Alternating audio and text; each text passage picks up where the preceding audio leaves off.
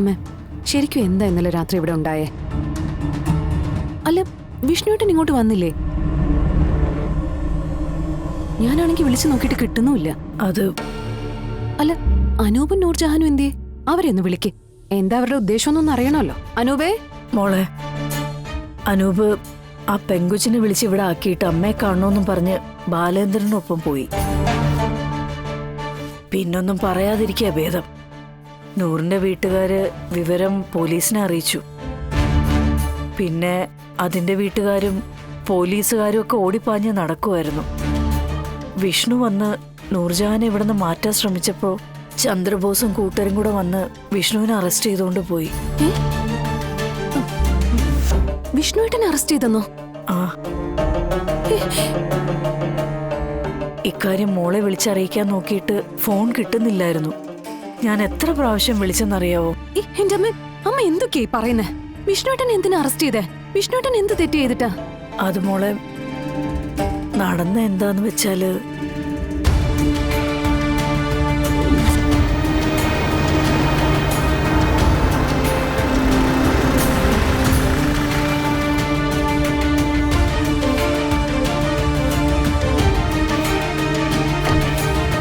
അഴിയണ്ടിക്ക് ഞാൻ കുറച്ചു നാളെങ്കിൽ കുറച്ചു നാളത്തേക്ക്.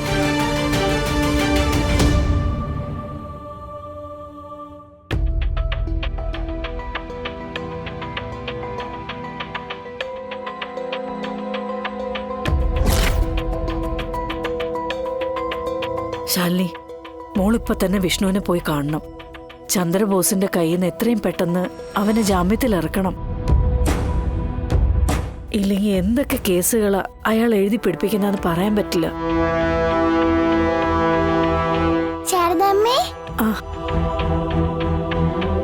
ആ മക്കളെ,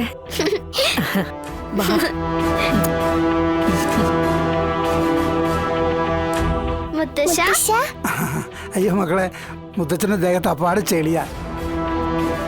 മുത്തച്ഛൻ പെട്ടെന്ന് പോയി ഇതൊക്കെ വൃത്തിയാക്കിയിട്ട് ഓടി വരാം. മക്കളെ ചെല്ല്, ചെന്ന് ഡ്രസ്സൊക്കെ മാറ്. യാത്ര ചെയ്ത് ക്ഷീണിച്ചല്ലേ, അപ്പോഴേക്കും ഞാൻ അങ്ങോട്ട് വരാം.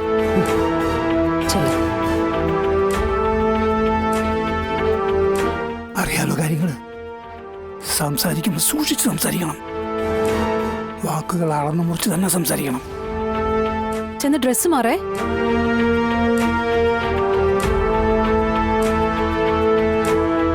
നമ്മളല്ലാതെ മറ്റാരും ഈ രഹസ്യം അറിയാൻ പാടില്ലെന്നാ ഞാൻ പറയുന്നത്.